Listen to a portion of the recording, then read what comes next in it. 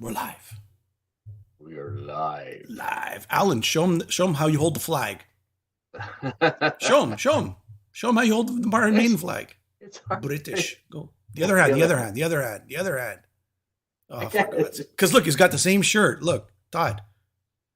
Oh, there you go. Yeah, that's cool. Where'd you get that? Kijiji. Somebody was selling it on some Mexican bootleg. What is that? It's like Craigslist.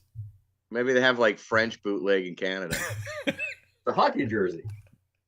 But it has to be written in French. But half the size. Yeah, half the size in English. Hey, because size matters. Because size matters. Oui. Oh, Pat, your partner Pat is on here. That's really cool. Yep, you can say hi in Greek to him. Who was it? We did a show recently. We mentioned Todd's name, and next you know, Todd's writing, "Hey guys." Oh, you were on with Gus, I think. Yeah, with Gus. That's right. That was so cool. Yeah. I just I get notifications when you guys are on, so sometimes they'll be like, "Turn off" or "What? What's this?" And I'll hit it. You guys, you'll be. Isn't Gus great? He's awesome. He's such a nice guy. He's so talented, and for someone that's had, that kind of a career, playing with Ozzy and stuff, he's just very grounded and, he's awesome. So whenever I see you guys, I'll be like, "Hey, what's up, guys?" And then you're like, "Oh, let's read the comments." 15 minutes later, "Oh, Todd says, hey." And he's already off.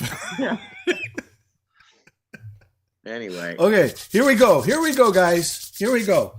Top 10 albums of 1994. Todd, what do you remember about 1994 as a child? 1994. Let's see. I was already kicked out of the house. I was living in an apartment. I was gigging. I was playing, I think, around then, because I went to a trade school. That's when I started getting into upholstery in 95. So, I was trying to find myself and figure out life. Who am I? That kind of thing. Alan, what were you doing in 1994? Do you remember? I was married. Yeah, me too. I think that's a bit putting on weight. Oh. Yeah, I mean, but I can remember, and there's some records in here that we're going to get into, but I can remember shit was kind of dying down, right? To say the least. Like we had to dig for these records that we're going to talk about. We argued all week. All week we argued. Alan hung up on me at one point. I've had enough, Jimmy. Stop it. Stop sending me lists. Version 6. I said, I just want to know Todd, what list. I sent him a list, and then I sent him another list 2 hours later. So, and then he comes back with another one today. Don't start that again. I said, when you guys got the list, just let me know. Yeah. I'll figure it out. I agree, 100%. But I do have a couple for sure that I heavily endorse on the list. So, okay. Yeah. All right, let's get to it. This is what we're gonna do. We'll count from 10 to 1, like usual. And in between, Todd, you could tell us what's going on with your life and what projects you're working on, and toss them out there, okay? Yep. Just to make things interesting. Let's start off with number 10, shall we? Go ahead. Number 10. There we go. It's 1994. Jimmy's married, just like 1 year married. We're in an apartment. We're buying a house. And what album is being released? Boom. Hold on, I got to put my 94 hat on. I gotta put my there it is. There it is. This is Eddie. Hey, this is Eddie Jackson's hat that hold on. When he comes over, this is Eddie's hat. It lives here. Hold on, I got 1994. What'd you get with a free case of Corona or what? Shit, yeah, Sean. Yeah, this is the hat that Eddie wears when he hangs out at my house, and it lives here. So I got my 1994 hat on. There you go. That's cool. That's the hat you wore when your mother kicked you out of the house. Yeah. Okay. Actually, my mother didn't kick me out. My mother did not kick me out. I lived at my dad's, and I dated a girl back then that they didn't approve of, and it was stay home or I said, see ya. Oh. So I left. All right. That's the hat. That hat brings back the memories. Here we go. Back to the albums. Chris Impellitteri, number 10, Answer to the Master, as he was just recently inducted into the Metal Hall of Fame. A lot of people are saying, what? Impellitteri? How do you spell that? How do you pronounce that? Well, this is his third album. He did what Yngwie Malmsteen should have done. He should have had a band. He should have had a great vocalist and been consistent with that same vocalist, more or less, right? Chris Impellitteri. Yes, the shredding is great. Yes, the neoclassical solos are amazing. But you know what? You got to keep it down a bit. You got to be a little melodic. You got to think of the whole band, all the songs as sort of are just as important as the solos. Like where Yngwie Malmsteen kind of just went off on the deep end and the solos just were all the same. He did it right. He did the shredding, the neoclassical, and made some cool, catchy riffs, right? Very popular in Asia. He told me something like 5 million albums he sold from his catalog. So not a lot of people can say that. Even though we don't know him as much here, he's massive in Korea, in Japan, and different parts of Asia. Guys? What he said. No, I mean, look, I got to meet this guy right at this Hall of Fame. He was super nice, really, really nice. I mean, he was, one thing he said to me was, I'm paraphrasing, but he kind of came off saying like, he didn't want to be, I hope I have this right, but the way I interpreted what he said was he kind of got lumped in with the shred guys, whereas he was really more concerned with being, just being a songwriter more than just known as a shredder with like, your Tony McAlpines and Vinnie Moores and Paul Gilberts and Yngwies and that kind of thing. But that was, like you said, it wasn't a household name in, again, it's, if you're into that world, then you definitely know the name. Right. But, these guys, when the musical landscape had changed and was changing, there were only a handful of well-known bands that were still putting out records. Meanwhile, everybody else underneath that big popular name was still maintaining and doing music. So Impellitteri is a perfect example of that, where they weren't beholden to those times. I don't think so, because they weren't selling out arenas anyway, but they were just doing what they do, but the guy's a killer guitar player and songwriter. And I've got to meet Rob Rock a couple times, who's a great singer who sings with him too. And, we've become so focused on if it's popular in North America, that means it's the greatest album ever. No, but they're big. But in like Japan and South American countries and that kind of thing, huge, it's a totally massive. He told me he plays like to 30,000, 50,000 people in Asia. Yeah, who can say that in North America? That's nuts. Yeah. Alan, you got nothing to say about it? No, I'm glad, this is why we do the show, right? And every time we do these lists, there's some nice surprises on it. So this was one of them. Mm-hmm. I think it's an album that I've never even heard of. Really, I know the name, I know the guitarist, but I haven't really spent any time listening to the music. I think this is a good, solid album. But for myself, already in 94 was kind of probably sounding dated to compare to what else was going on at the time, and some of the other stuff that we'll see on this list that was probably taking over the musical soundscape back in 94. So, but it's a good album. I'm glad I really listened to it. I'm glad you picked it, Jim, because I really enjoyed listening to it. So, you know what? And this was on the version 5, I believe, list. I go, you know what? I forgot about that one. Todd, I better send him an email. Alan, I better send him an email. But I think, Alan, what you said is so important. What was happening in 94 was like all the record companies have dumped all the metal bands at this point, right? Most of them. Metal bands didn't even know what to do. And they just saying, you know what, I'm going to get a day job. And the bands that did remain, like Chris Impellitteri, that was his third album. He was getting started, right? In a sense. So, and that's a metal album. If you want to say metal, that is a metal album, and hats off to him. All right, let's go to number. Next thing you know, you're doing a vending machine business like Bobby Blotzer. Yeah, that's what he said. No, he said there's a documentary where he talks about it. He's like, here comes Nirvana and this whole other sound, and it's like the needle on the record, right? And he's like, where's my career going to be now? Because now we're not getting the love, we're not getting the airplay, we're not getting. And he started, I guess, different businesses, but one of the things he did was he had a vending business, and it's like, you know what, if that works, that works. You got to do what you can to like weather the storm or figure things out. And I can't even imagine being a band on top. I mean, look, I saw Rat selling out the Bayfront or Civic Center Arena, whatever, down here in St. Pete. Mm-hmm. Next thing you know, every one of these bands was like freaking out. So anyway. And just on a last note on this, not only was the times changing, but the genres were sort of mutating and moving in different directions. So metal, what we know as metal today, or metal back then, that definition changed, and Alan will get into that. Sure. Alan loves that topic. It's a good topic. All right, number 8, and this is one of Todd's choices. Oh, let me see. Oh, no, maybe I should start with number 9. Yeah, number 9. Yeah, it would be better if we go to number 9. I think, Alan, this is one of yours. So let's go to number 9. And Pelleteri, congrats. Number 9, Fate's Warning, Inside Out.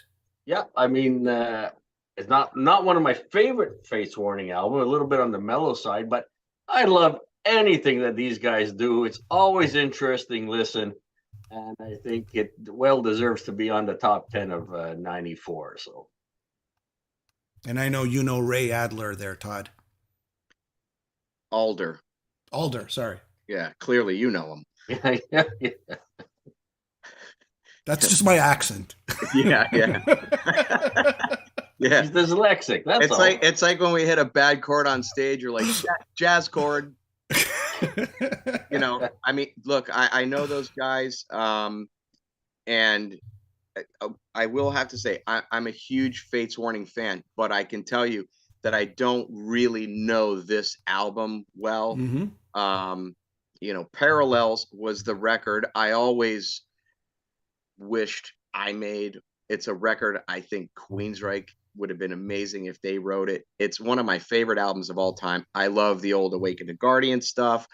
John Arch, No Exit was just ridiculous. I mean, they have so many good records. I don't know this record like I know those records, but to go back to what Alan was saying, I mean, they always put out thoughtful music, interesting music. They do their own thing. They don't care if it's heavy or this or that. They have a very unique style and sound. And so I'm sure that rightfully so it's on the list. Again, I'm a little ignorant to this record, but I'm not going to bullshit the audience and be like, oh yeah, I love this song and that song. I just don't know it that well, but you know, TLT. Oi. TLT. Mark Zonder on drums. He's killer. He's killer. He really is. He is. Yeah. Great and drummer. Jim Matheos. I know Alan's a huge fan. Oh yeah.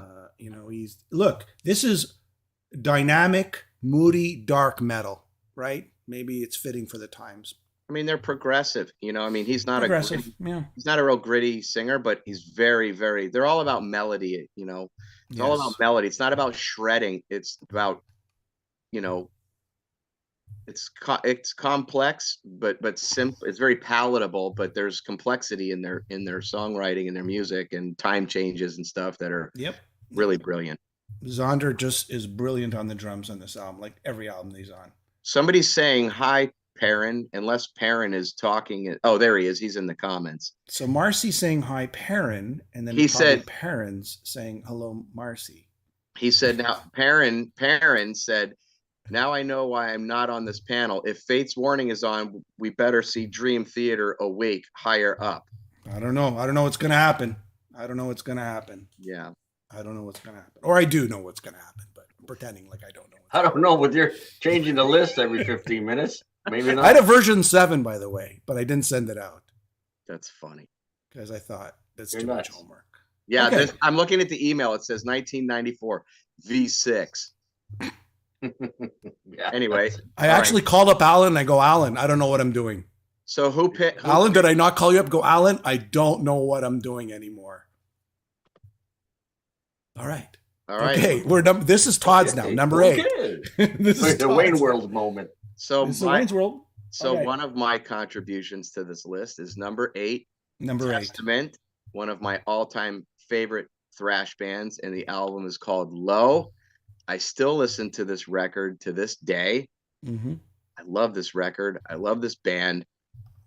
There's just such good stuff on this record, dude. Let me pull up the track listing and we'll go through a couple of them. Okay, as you pull that up, to me, I'm a huge Testament fan, but I found that, I don't know. And that's why I called up Todd and I go, Todd, you sure you want to put Testament low? Absolutely.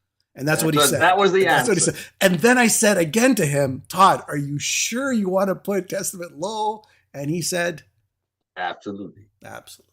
So just in case people don't know, so the two classic guitarists of Testament have always been Eric Peterson and Alex Skolnick. On this record, Alex Skolnick was not on it, and it was a guy named James Murphy who played in Obituary and Death and Testament. But it sounds like just classic Testament. And then also they have John Tempesta on drums. Let's go through the track listing, Jimmy. So like some of my favorite, Trail of Tears is like a ballad. Yeah. Mm-hmm. So that's a really killer song. Also, there's a song that I just love, and they hadn't played it. I remember talking to Chuck Billy, and it was on the Megadeth, the Mega Cruise. We played that with them, and I was in front in the photo pit watching because I'm just a fan. And they played track number 7 called Dog-Faced Gods. This song fucking slays. And it's all like this brutal, guttural, dog-faced gods manifest in the night. I mean, it's this just brutal, killer delivery from Chuck. And it's just awesome, dude. I still listen to this record all the time. It holds up, in my opinion, as good as like Souls of Black and, all the classic ones. But if you don't really know this record, give it a try. If you like Testament. All right, fair enough. I give think it a try. This album is an album of the times, right? Where death metal started just creeping in there and guttural vocals started taking over. So this is the sign of the times. Testament's adapting to that era. Yeah. And he, and I lost you. I'm here. We're here. We're here. Okay. Sorry. I didn't mean, you just totally went silent. It's okay. He kind of sang with melody, but in that way that he sings, right? But on this one, he really introduced a vocal style that you kind of didn't really hear this particular one. And Dog-Faced Gods is the prime example of what I'm talking about. Like, it's like classic Chuck Billy meets Nurgle from Behemoth. I mean, it's just this really intense, great tone. The guitars are killer on this. The ballad is great. They always have like a great ballad on a record, like Return to Serenity or whatever. And they have some really great ballads that are killer. So I just want to thank Todd for choosing this, because I've never ever reached for a Testament album in my life.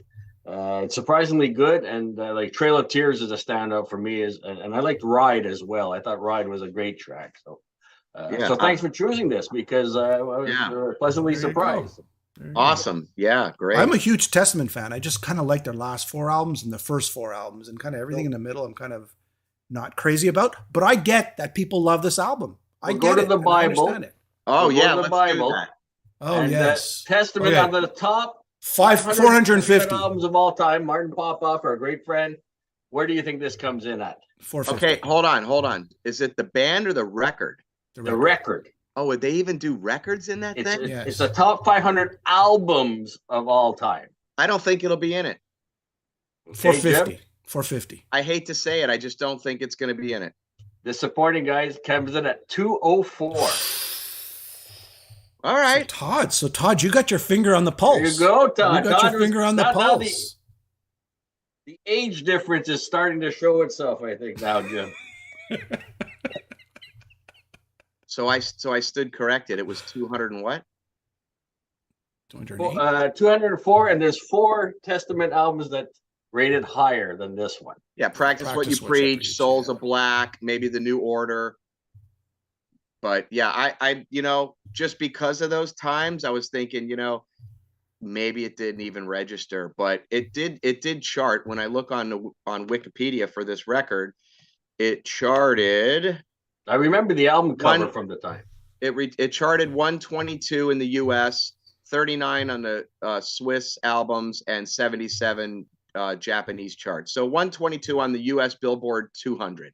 Hey man, they were holding the metal flag in the times where people were working the vending machines. They were still out there, doing what you got to do. No, they kept solid the whole time. Didn't Chuck Billy tell us, Alan, he was a taxi driver at one point, or that was prior to these? I can't. It's been a while since we did that interview. I can't remember. Yeah, he had some problems with the promoters in Montreal back in the early 2000s. Hey, he didn't get paid. I remember that. He didn't get paid. He got so pissed. Perrin says, you guys are missing out on the first 4/last 4. Low and The Gathering are stellar records. Look, I love all the Testament stuff, but this is 1994, Perrin. Yeah, Perrin. Let's not get Perrin. What's going on here, Perrin? Michael, he's really happy that you picked this album. He says Low is brilliant. So good on you, Todd. Calling it out. That's why we have to have 3 different opinions on our 3 different perspectives. Yeah. Right? Yeah. Hey, real quick, before you get to the next one, somebody's asking me a question. Go ahead. Integrity 101, quick question. I have Operation Mindcrime, but nothing else from Queensrÿche. Give me 1 song and 1 album from your era to check out, please. I mean, geez, it depends, because there's stuff from the last 4 that I've done with the band that I think they're great. I mean, if you want like a ballad type song, there's, the title track Condition Human from that record was great. There's Bulletproof. If you like slow stuff, Portrait, Forest from the new one. If you like heavier stuff, maybe Behind the Walls from the new record, or Blood of the Levant from the previous record. I don't know. Just check them all out and sift through it. I think the last 2 records that Queensrÿche released, you cannot be disappointed. Those are 2 stellar albums. That's my opinion. And you know what? That's a great segue into our commercial now. And brought to you by Todd LaTorre's solo album, now being released on Roar, Rock of Angels Records. So initially it came out on Rat Pack, and it was a worldwide release, but we did a deal with Roar, which is a Greek label. Yeah. And but they have distribution and everything all throughout Europe, all over Europe. And so actually on my official Facebook page, I posted some stuff where we're doing a limited vinyl that was not part of the first release. The first one was a double white vinyl. This one's red. And then there's another one that's white with red blood splatter. So there's 200 of the red, 300 of the blood splatter. So if you guys dig the record, go check out the links that I posted, or go to the Roar Rock of Angels Records Facebook stuff, and there's links, and their pre-orders are happening, and they're going to sell out. So it would be awesome if any of you guys could pick up one of those copies, because they're limited. So there you go. You have 4 Queensrÿche albums and 1 solo album. If you don't want want Todd on Queensrÿche, well, if that doesn't tickle you, then you can get the Todd's LaTorre solo album on Roar. Yeah. There you go. That's amazing. That's great news. Thank you. Appreciate the plug. All right. And we got another plug after this. Okay. Yeah. All right. Let me look at the list. TLT. Oi. We're at number 7. Okay. Alan, do it. Okay, wait. This was one of mine. I'll let Jeremy get all the credit for this. Became one of Alan's. Really? Honest? Yes. But you two can hash it out. All right. I'll let Alan start off. This is Black Hand In by Running Wild. The Germans. Yeah, and again, this is the reason why we do the show, right? Jimmy sent this to me. He said, this is my choice. Of course, I gave it a listen. And, I started writing down some of the favorite songs, like The Privateer and the title track. But honestly, every song on this album is fantastic. the godfathers of pirate metal. I think Ailstorm should probably send some royalties to them on all their releases. Should go straight to Running Wild. I mean, just a great listen, a great metal album, and a fun listen. And surprisingly, really surprised that came out in '94. There was, like Jimmy said, there were still some people holding up the flag and carrying the flag, and Running Wild was definitely one of them. So I'll tell you why this album is important. Maybe it's not in that. Is it in the book, Alan? No, they're making it. It's not, no Running It's Wild in some obscure book somewhere in some German city. This album's important because, number one, you said it, Alan, they sort of started this new genre of pirate metal. Like it or not, they started that genre. Number two, Germany was firing off on all cylinders when the rest of the world was abandoning metal. They were cranking out the Gravediggers, and they were cranking out the, all those metal bands, maybe they're niche metal bands, but they were still existing in Germany, and Germany was still supporting them. Saxon in the 90s and the 2000s, they were touring Germany. Germany was the only bastion left in metal around the world that was truly supporting classic heavy metal. So hats off to Running Wild, Black Hand In. It is a concept album. There's some pirates. I don't understand the story too much, but apparently the Black Hand In, there's this guy gets burned alive. He loses his hand, and it's all charcoal or something or another. But there you go. There's a story. Todd, any questions? That would be a negative. I don't know any of their music. I think we played one festival in Europe, and they were on the bill, big, like, way after us. Yeah. And Bender, our tech stage manager, he's like, dude, he's like, if you don't know Bender, he's like Jeff Spicoli meets Captain Caveman. And he's awesome. He's awesome. He's the most optimistic guy I've ever known.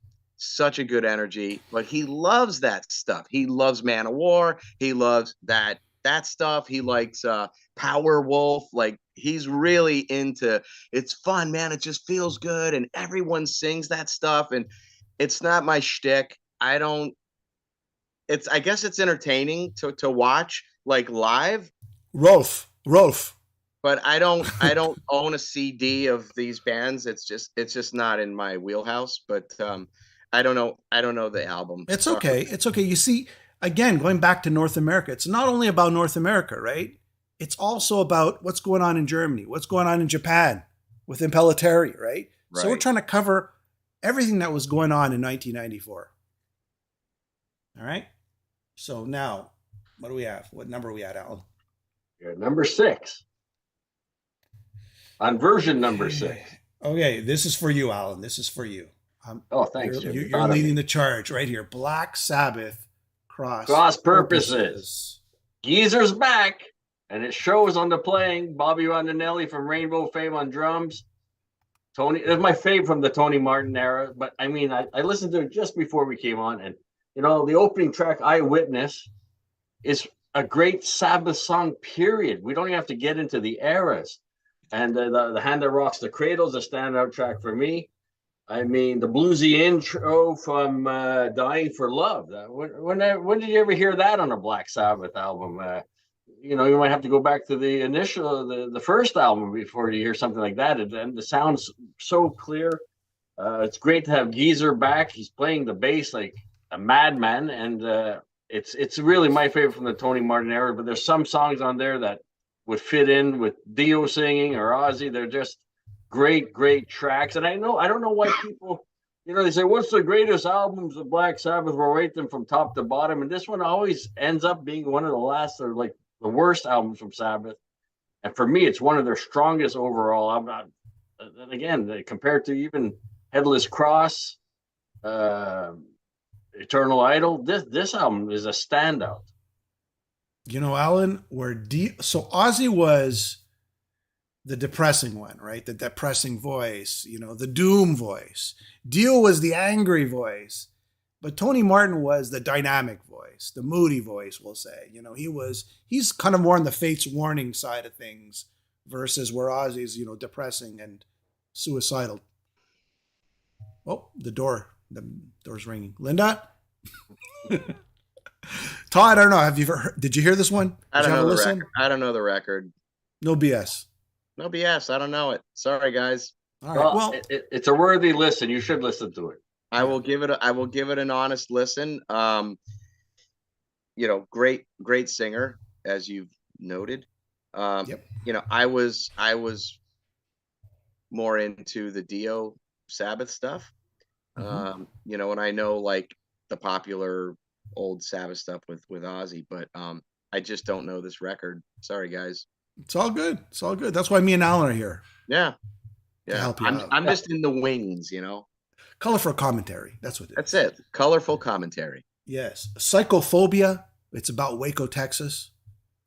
Evil Eye. Eddie Van Halen apparently co-wrote that with Tony Iommi.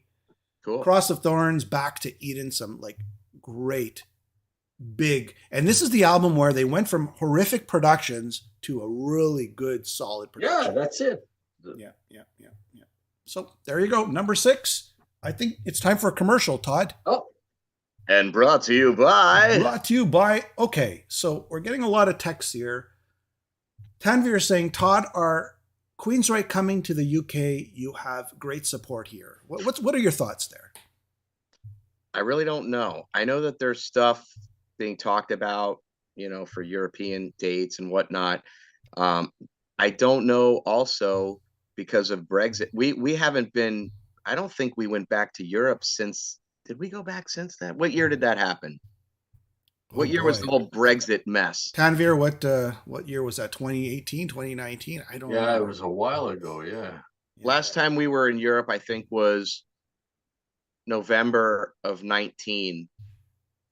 And we played, did we play Bloodstock? I can't remember.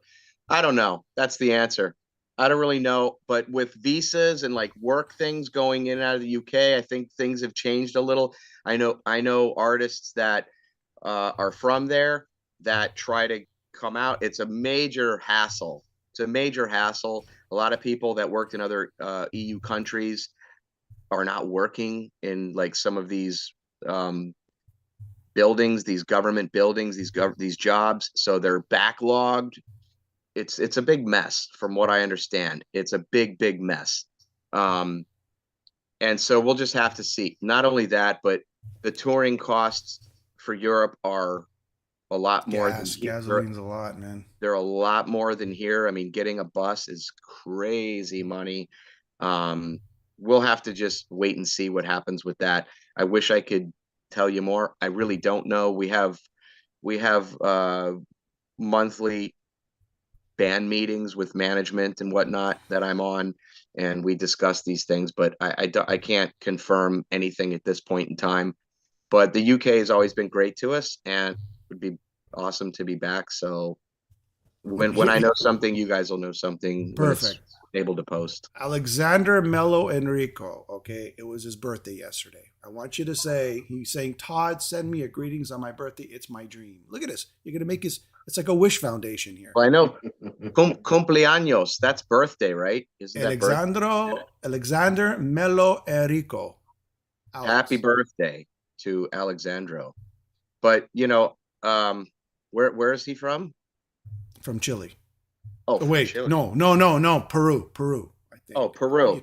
Yeah, Peru. Okay, yeah, that's happy birthday, happy belated. Hope everything is well in your world.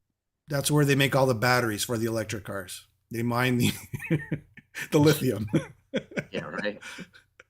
All right, here we go. Peru. Yes, I was right. There you go. Alexander Mello Enrico, happy birthday. He's always watching the show, and I know he's a massive supporter of you, Todd. So that's awesome. Thanks for the support. Very much. Yeah. All right. So, the last commercial is, what are you doing with Pat?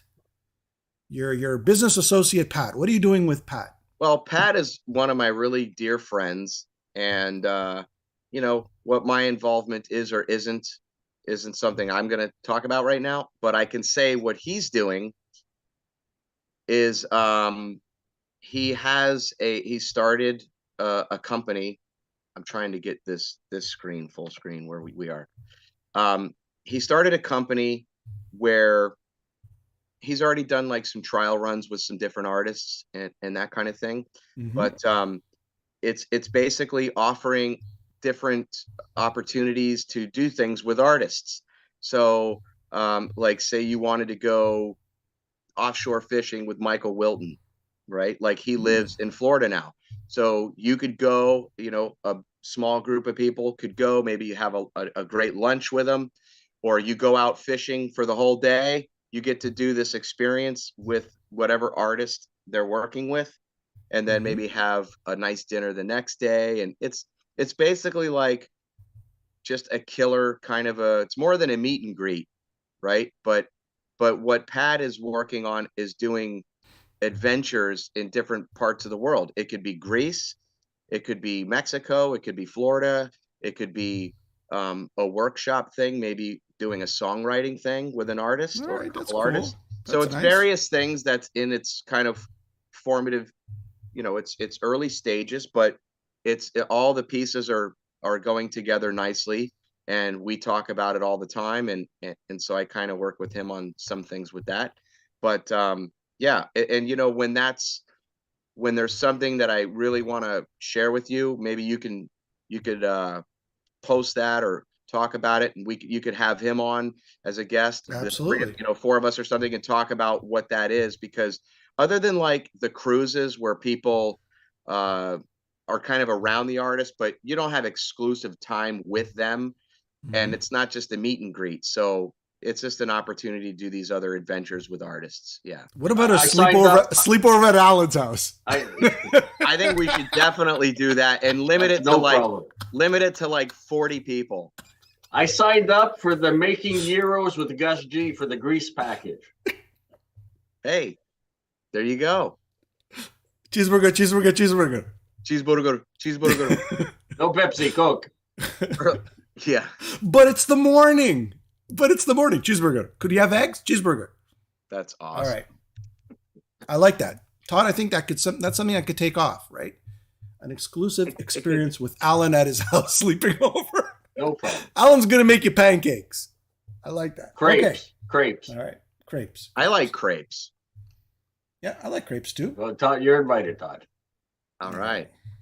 I'm going to hold on. Let me see where we're at. We're number 5. Okay, we're at 5. This is a duel. This is what I call the duel. Cheats. Okay, listen, just for the record, duel for your audience. Yes, this is Todd's pick. This is not even a duel. It's a duel. You can call it a duel. This is not a dual. These are Todd's picks, and they're a duel. No, okay? the one that I'm going to say, the first one on the list was I would think that was my pick. Both of them are your picks. Well, I kind of said, okay. You got to own up to them, Todd. We had a phone call about this, Jimmy. Marta. See what happened all week? This is what happened all week. Crazy guy. All right, no wonder it took us 8 months. All right. So the first one all right, go ahead. Debut is Korn. Right? This record verse. Well, do you want to do the verses now, or we talk about Korn? I think you should talk about Korn. All right. We'll let you talk. Talk all you want, Todd. You know what? All right. They're important albums as much as I don't like them, but they're important albums. Go ahead. All right. Listen, when that Korn record came out, Craig used to live with me at the time, and he came home and he had this record. He's like, dude, you got to come out to the car and hear this. I was like, what is it? He's like, it's a band called Korn. I go, the fuck kind of name is that? He goes, dude, you got to hear this. This is like so heavy. Okay. And down, right? Oh, are you ready? And I went, wow, they were tuned down. It was low. And here comes this vocal that was very unique. The whole record didn't have a single guitar solo on it. And I listened to the whole thing and I went, possible. I don't think I heard a guitar solo on the whole record. How is that possible? And you know what? I didn't even miss it. I loved it. It was something completely groundbreaking. It didn't sound like anybody else. Whether you like it or you don't like it, it was definitely something new. And I love that record. That first record is killer. And, I like a great singer, but he's got character. It's unique. It was fresh to our ears, especially after hearing, Smells Like Teen Spirit and these kind of things, right? This was like, wow, what is this? So this, in my opinion, takes the cake to the other contender that we have on the list.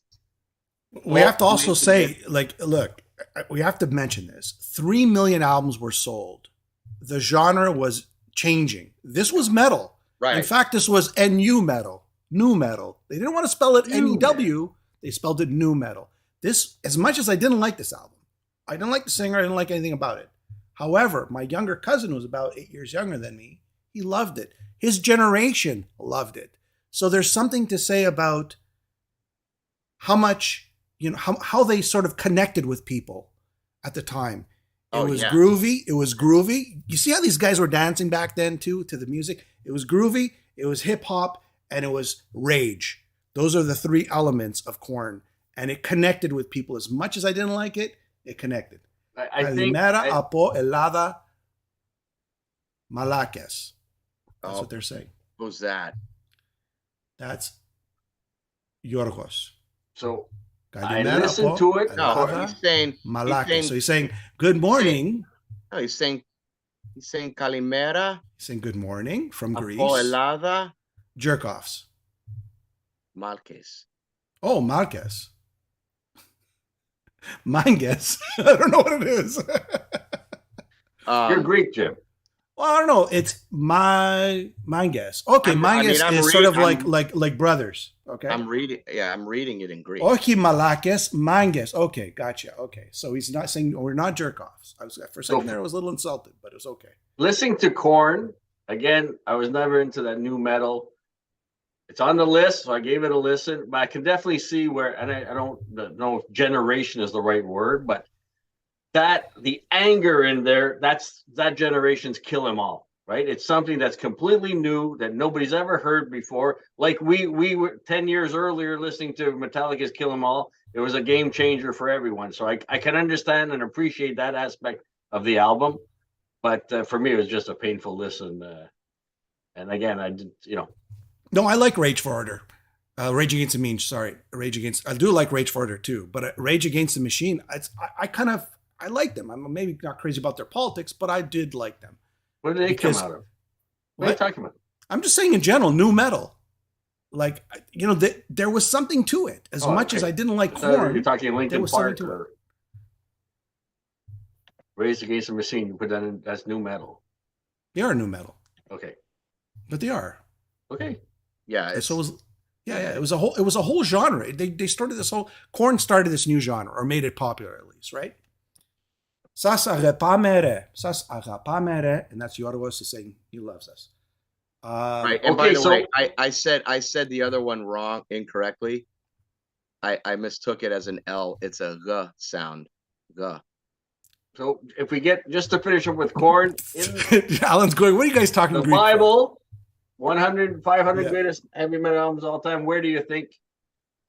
Oh, it's up there. Came in, and if it came in, 150. Let me guess. The Korn record, I'm gonna say that came in at 22. Ooh, 150. We got to go with Jimmy. It's 179. Wow, really? Yeah. That's pretty high out of 500, 179. I thought that's friggin' way up high, but dude, that was a groundbreaking record. Yeah, it was, because it led the way to Limp Bizkit, popularity against Rage Against the Machine, and all the other new metals. But it kind of fizzled out pretty quickly, the whole new metal thing, because there's just so much, sort of like slow, angry. It's kind of like that dynamic on every single song that they had. So. Right. All right, and let's talk about the other band. All right, let's talk about Soundgarden. This was Korn versus Soundgarden. Yes, there it is. It's here's the reason why I put it here, because it's really not metal. They're really not a metal band, but they connected and they toured with the metal acts at the time, right? But I mean, if again, because it's a very subjective thing, how do you define metal, right? So if you listen to Chris Cornell's voice, dude, he's doing everything that like a metal singer would be characteristic of a metal singer, but I think it's maybe the guitars, that kind of a sound that wasn't as crunchy and stuff like that. But then again, you had old Marshall stuff that maybe wasn't as crunchy that we definitely would call metal. So it's hard to say, but I never considered Soundgarden like a metal band. I always thought they were like just a killer hard rock band. Yeah. Yeah. But still, I mean, but again, this was hard to find great records in '94 that, you know what I'm saying? So this album was a mega success. I mean, Spoon Man, Black Hole Sun, even, you know, now there's so many artists that are covering Black Hole Sun even to this day. Yeah. And it just exploded. I mean, if you know, Super Unknown, the one before, Bad Motor Finger, was a great album. And this just launched him in a whole other stratosphere when this album was released in '94. That I do remember. And of course, Chris Cornell, what a voice. I mean, you can talk to him about him as a vocalist, Todd. I mean, you know who sounds a lot? I would love to hear this singer do a cover. Richie Kotzen. This guy sing. His voice is so great. Yeah, very similar. He's got a very similar kind of masky tone to his voice that's very similar to Chris Cornell. But yeah, the guy had a very identifiable voice, killer range, great technique, like style, you know, very, very unique, you know. I guess the character in his voice, but I mean, he's regarded as, you know, an amazing vocalist, and yeah, he is, or was. He's like, to me, 7 million albums sold. You know, this was like a massive album. Soundgarden just took it to another level, right? And then they broke up. Yeah, but it was like they didn't have like the Pearl Jam sound, but they weren't doing, you know, the glam thing was so saturated, like that kind of needed to go away anyway. Yeah. They were fresh sounding, you know, and if I hear something like that on the radio, you know, I'll turn it up, you know, it's good. It's great music. So did it make the top 500? That's what I was absolutely. Oh, for sure. Absolutely. All right. So hold on. All right. Betty Mene. So since it was the battle, what was Korn's number? 179. Okay, let's hear it. This definitely was higher in my opinion. Let's see what's going on here. Look at the smile. Look at the smile on his face. 183. Oh, so you guys are on. These two are really close and rated pretty in the top third, right? So okay, let's ask the metalheads out there: Korn or Soundgarden? Korn or Soundgarden? Which one would you pick that you like a little bit better than the other one? For me, it would be Soundgarden. I just love Chris Cornell. I was on the elevator and I heard Black Hole Sun. I was like, what?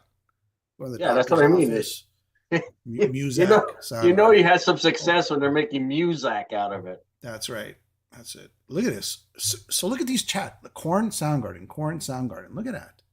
Wow. So it's a rivalry there. It's a 50-50. See? So you picked some good choices there, Todd?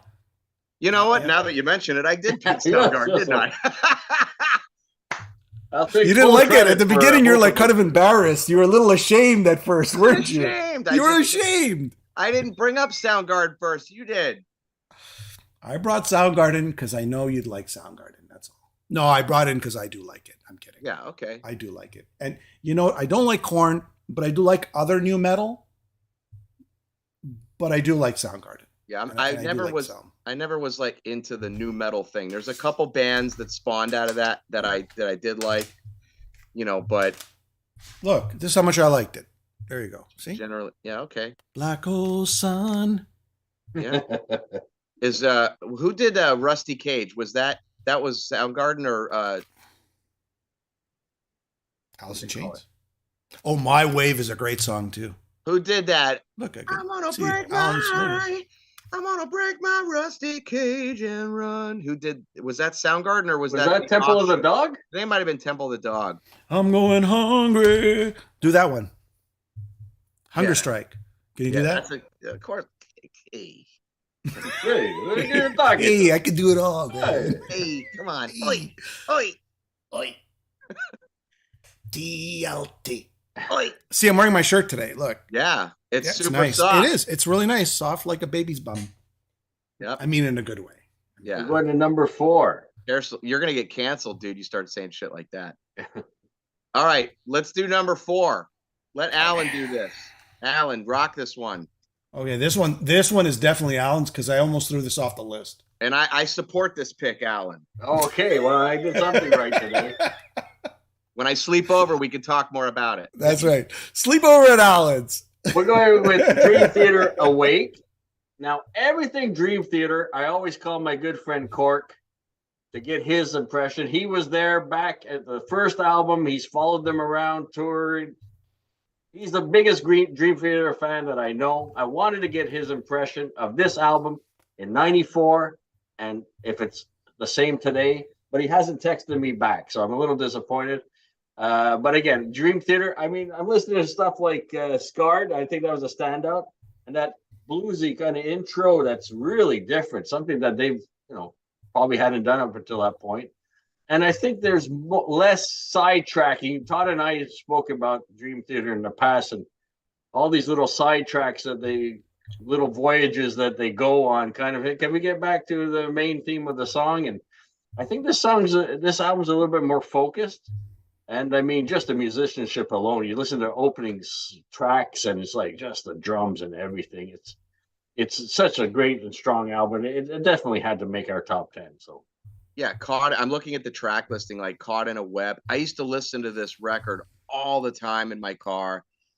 It's James Labree's voice, you forget how strong it was at one point, and it's, his vocals on this album are amazing, I find. Absolutely. Yeah, this is a great record for sure. What record does this sit in the discography, Alan? Third record. Third or fourth? Third. Okay. Yeah.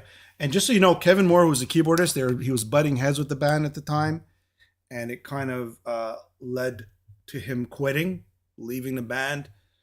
I'm a huge Dream Theater fan, just not one of my favorites, but I can respect the people who do like it because music is subjective at the end of the day. It's the third release, yeah. Yeah, it's the third release on October the 4th, 1994.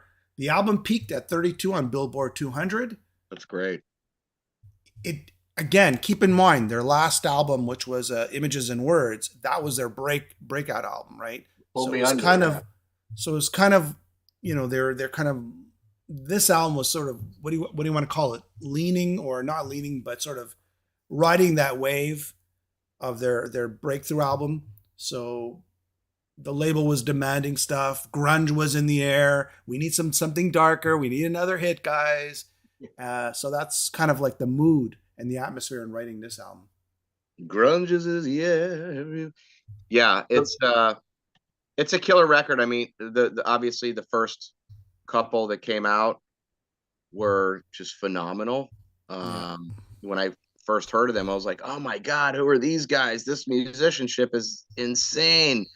And as a drummer, I'm like, okay, I want to try to learn this. How does he do that? But great record, Dream Theater, Awake. Somebody asked me, Todd, did you quit smoking? I quit. I haven't had a cigarette in a month. I have a little vape here. It's disposable. You're on the road. Blabbermouth, please take note. Yeah. Todd is not smoking now. No, he's on the vape. Yeah, I haven't. In fact, the last cigarette that I had, it was in the pack. Like I kind of nursed a half a pack over like 10 days. I've been like a 1 to 2 pack a day smoker for 30 years. And I did quit for 2 years. And then I had a family member get very ill, very sick, and I was super stressed and upset. I started smoking again. That was like in 2008. Wow. And then, so I get nicotine from this, but I don't get the tar. I don't get the smoke. I have zero cough. If I cough, it's because I have a tickle in my throat. It's not, it's all good. I don't even. Is this a New Year's resolution, Todd? No, it's something that's been kind of lingering in my mind. When we did the last Priest tour, I was vaping more than smoking to try to like get through that. But the last cigarette I had, like, it tasted like shit, and that's never happened to me before. And I was like, wow, okay. So I don't ever say I'm never going to smoke again. What I do is I say, today I'm not buying a pack of cigarettes. And I've been doing one at a time. I've been doing that for 30 days, and I'm not buying any today, and I'm not going to buy any tomorrow. So that's where I'm at. So thanks for asking the question. I quit when I was 34 years old. I used to smoke, a chain smoker. Yeah. And it's not easy. It's not easy, man. Yeah. It's not easy. And you know what, dude? I mean, you know, I'm saving so much money. These are like, I get these online for like $15 and it lasts. You're doing like this. This is what you're doing now with your money, right? Couple weeks, dude. This lasts me a couple weeks. I don't smell. I don't smell like smoke anymore. I can smell it a mile away now. Congratulations. So I'm really trying, thank you. Keep it up. I'm sure everybody, I know what, online, I'm getting a lot of texts here and a lot of support. Well, just for your guys' information, Dream Theater Awake came in at number 231 out of the top 500. Wow, look at that. Images and Words must have been higher. Had to be way higher. Yeah.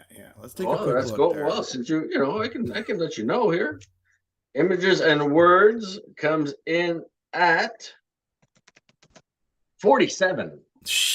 That's really good. Alan, I think we had Images and Words in the show of 1992 or 91, whenever it was released. I believe so, yeah. Yeah, we must have. Yeah. Had to be. Was it number one? I don't remember.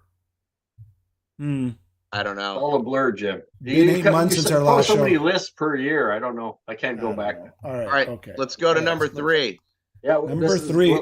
This is a Todd one. We're gonna give the floor to Todd. Completely. There you go. All right. So there you go. The band that was flying the flag crazy high when everything changed. You know it. It's Pantera, one of my favorite bands of all times, Far Beyond Driven. This record's killer. Let me pull up the track listing because I don't have it memorized. Let's see. And as you pull that up, 1.5 million sales, right? It peaked at number 1 on Billboard 200. This is groove metal. Dude, Slaughtered. I'm Broken. I mean, I think they still play I'm Broken.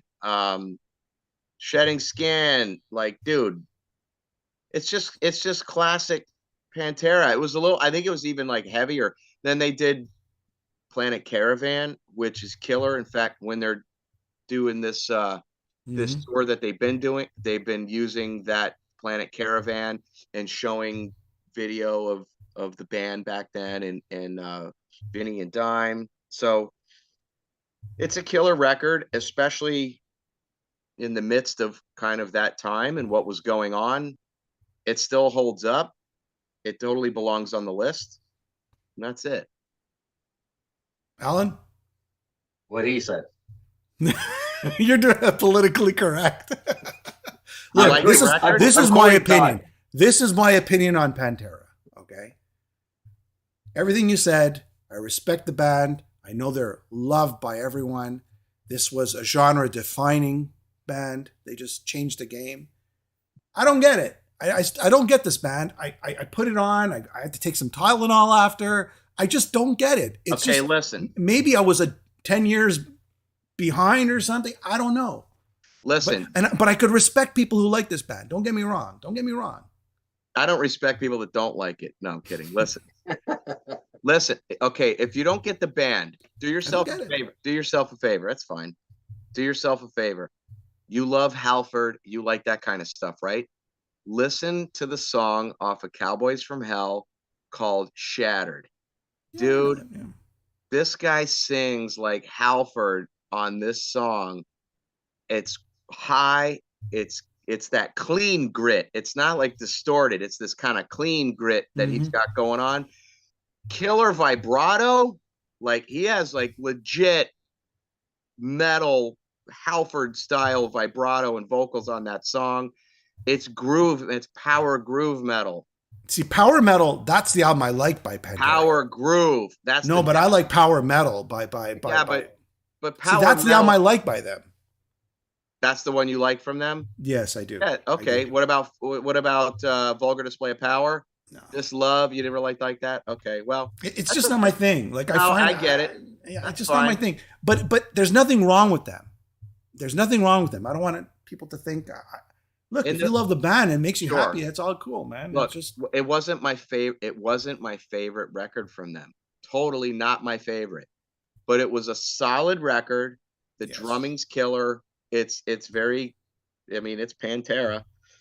And again, thinking of 1994, unless you're going into some like deep, obscure stuff, if we're using the variables of sales and metrics and some of these things that we talk about, I think that look, we didn't pick them as number one.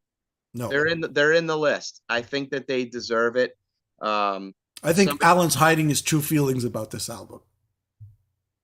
To go to Todd's point, this, out of our picks today on our top 10 list, this is the highest charting album I could see in the that. top 500. Yeah. Comes in at number 7. No. 67. Oh. That's higher than our number one pick? Yep. No. Sorry, comes in at number 74. Wow. Okay. I didn't know that. Somebody asked if Metropolis Part 2 for Dream Theater made the top 500. It did. It came in at 160. Wow. That's a great album. Somebody said, hold on, let me go to the comments really fast. Horrible album, too much screamo. Look, I liked it when he did a little more of that melodic stuff, like on Cowboys from Hell, but that's okay, you know. Somebody asked me what I thought about the thing that's happening, and I know they take issue with the word reunion because it's not all the members, but like a tribute to whatever. Look, it's two original guys. It's the same as Queensrÿche. It's the same as Judas Priest. It's the same as like 99% of every band that we ever loved from this era. So you know, there's only one dime. Okay, yeah, I get it. I understand that. But I think that it's their name, and he's the singer, and Rex Brown is there. And if they want to go out and play it, you know, Charlie is nailing the drum parts. Amazing drummer. Like exactly right. You know, okay, Zach plays it his way, but you know, he's not trying to just be a complete copycat. He has his own identity, and I think because of that notoriety, he's a face that kind of everybody loves, right? Everybody loves Zach. So he's playing with the band, but I support it completely. It's their band. It's not yours. They could do whatever they want. And either you got to see him originally, like many of us did back in the day. This is the closest thing you're ever going to get. So either embrace that and be happy for them that they're doing it, or just play the old stuff and be a sourpuss about it.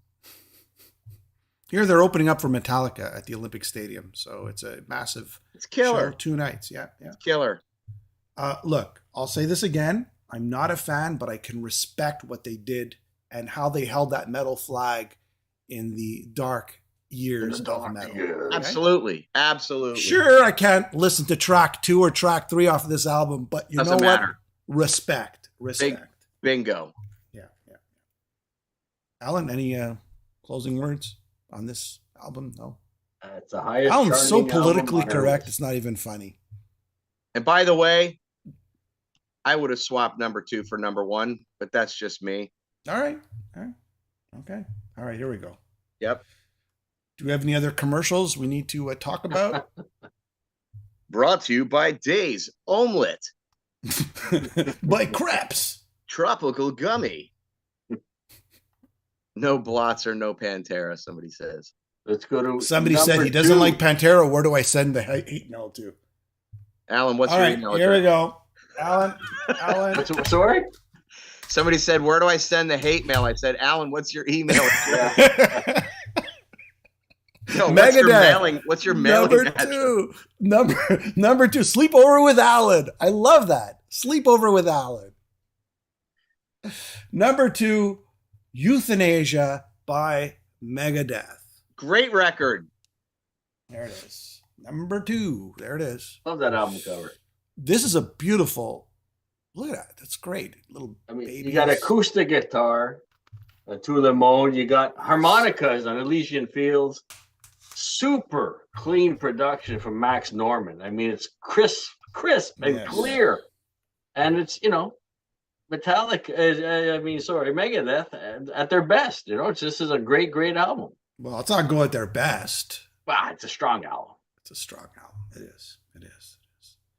Look, to me, I do like this album, and I think it does deserve to be number 2 because it's a strong album, like Alan said. Just that, but at the same time, they were holding that metal flag. They were still playing heavy metal, even though they slowed it down a little bit. It wasn't as thrashy. It was more melodic, right? The sales, 2.3 million worldwide. This is their 6th album, and it did chart. So, numbers.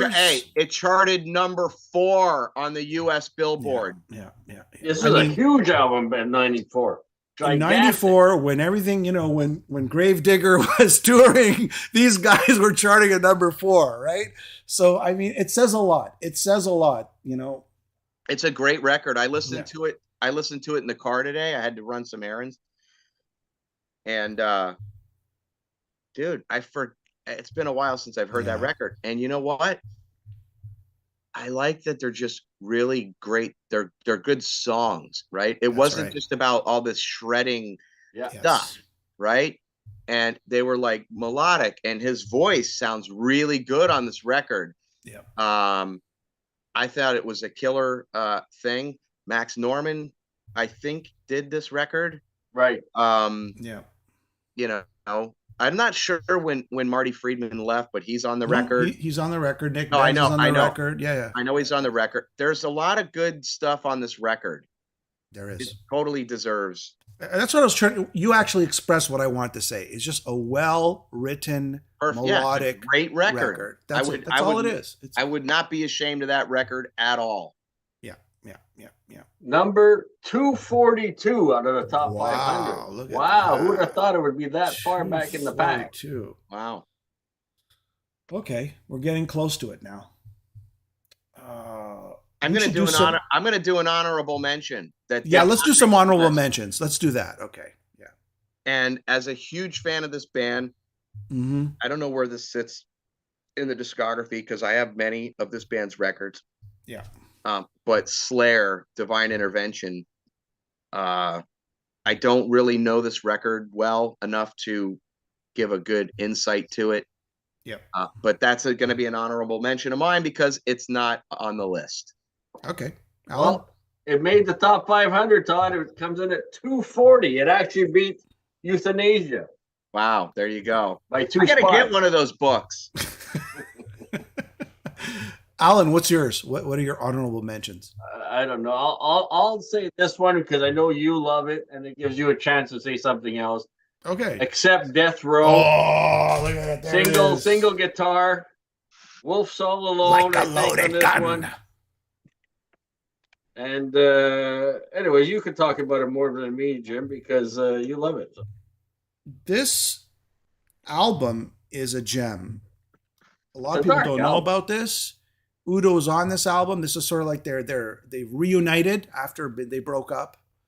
David Reese was in the band. There was a lot of stuff that went around in the 90s. They kind of reunited, did a few albums. I think it was 3, Objection Overruled, this one, and Predator. This is a 1 guitar accept. So Wolf is handling all the guitars on this. There's no 2 guitars anymore. So it has a kind of a different feel to it because now he's kind of playing the rhythm and the lead, sort of the Black Sabbath style, right, of playing. Anyways, just some great tracks. It's raw. It's got that 90s doomy, dark lyrics, raw, and it's not balls to the wall where the big choruses and the gang vocals. It's more in your face, except that's why I liked it. I always loved it. Alan always knows I love this album. Todd, I want to ask you about this album here. It didn't really make our list. I played it the other day, and I go, should we put this on? And you don't have to answer if you don't want to. I can answer. I don't care. Promised Land, kind of like the first half of it, I like it. It sounds different, sounds refreshing, and then it kind of just dives. just doesn't work for me. I know to a lot of diehard Queensrÿche, well, a lot of Queensrÿche fans really love that record. I never heard the full record until I got in the band. I heard, like you, I heard, look, Empire was a great record.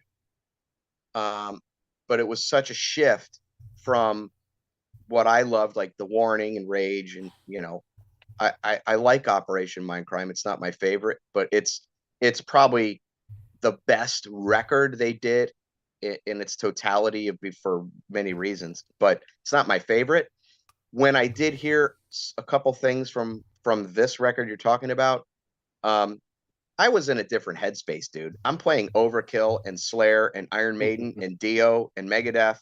And I heard that and I was just like, I wasn't vibing because it was so mellow and so, it just is not where my headspace was. I was into heavy shit. And this to me was like, okay, after Empire, it's even softer. Like, what's going on here?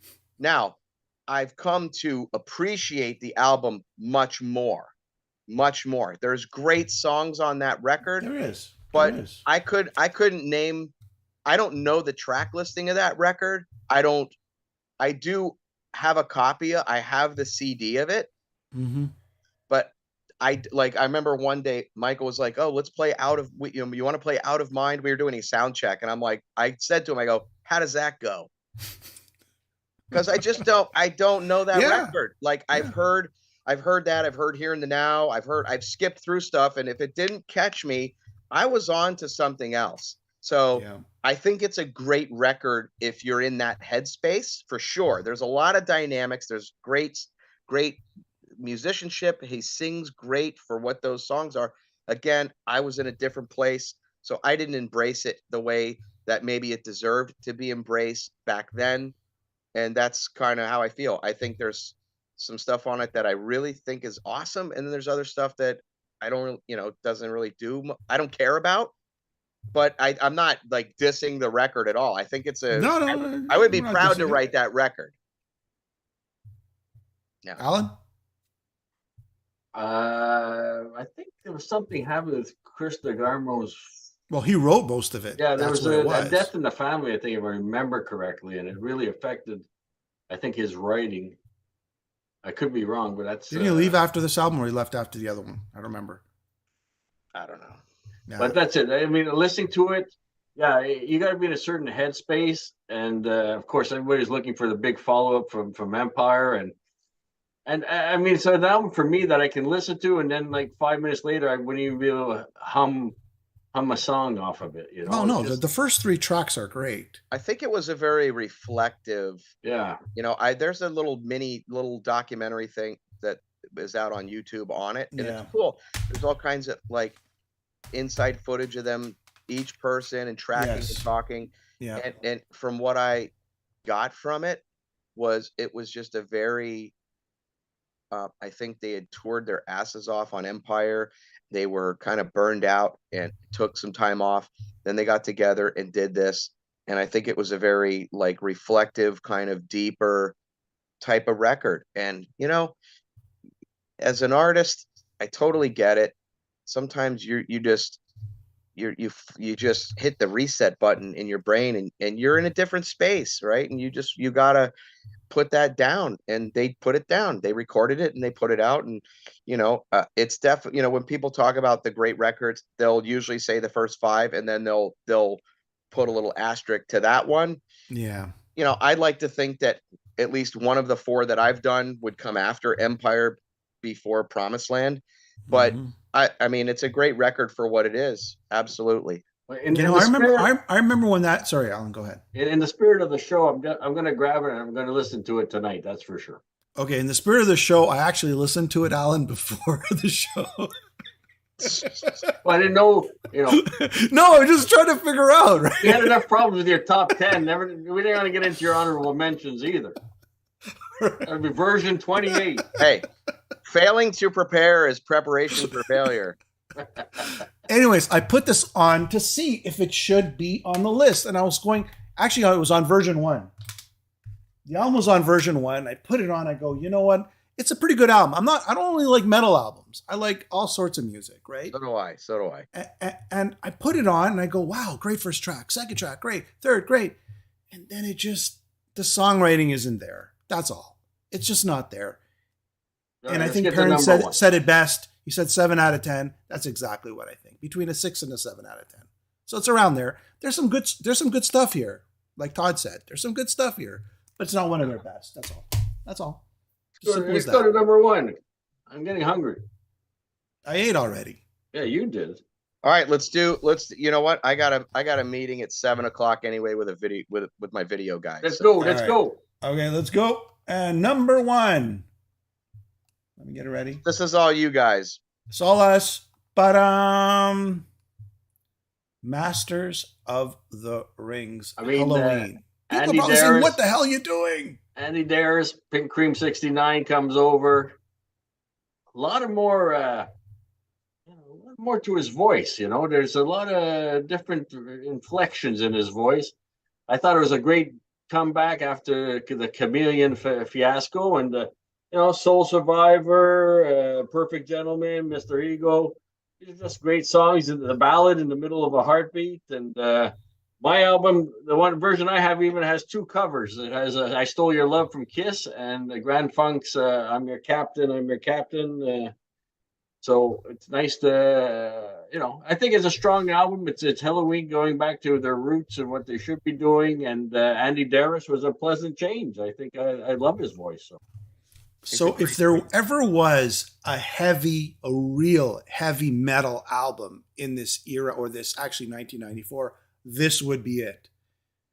It's thrashy, something that Megadeth kind of pushed away, sort of pulled back on. These guys are still doing the speed metal. They're still doing the thrash. The vocals are still high octane. So it's only fitting that this album be number 1. Yeah, sure, it didn't freaking sell 20 million copies. Andy Darris saves the band. The band was on the verge of bankruptcy. Kiisuke's gone. Darris breathes new life into the band. This is a heavy metal as we know it today. You could put this album on today and say, you know what? Could have been written today.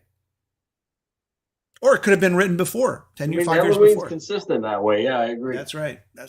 So that's it. That's number 10. They put on a great show. We've done shows with them before, and with Andy, and they always put on a very entertaining show. He's got a great voice. I mean, he doesn't peter out. They're a super solid band that's still going on. So yeah, what can you say? I have the Keeper of the Seven Keys, that whole thing. That's when I when Halloween came out, or I was a big fan of that song, and To Tame what's the song called? It's the ballad, To Tame. I can't remember. It's far cry from Windmills, so whatever it's called. My heart that one. And then there's I'm what's Alive. the song called? To Tame. What's it called? Hold on, I'll tell you right now. Off of Keepers 2? It's all right. Hold on. Halloween, To Tame, or The Land That Could. What's it called? A tale that wasn't right. That's it. Alan, where'd you go? Right, yeah. Off of Keepers 1. That's it. Keepers 1. Those 2 albums are great albums. Me and Alan gush over these albums all the time. Yeah, A Tale That Wasn't Right. I don't know why I said Tame. Sorry. It's okay. Yeah, that song, and then what's the song? Higher. It's from life like a wire. How does that song go? Oh, I hear you say that is a way. I'm alive. That, I like that record. I don't Dr. have Steen.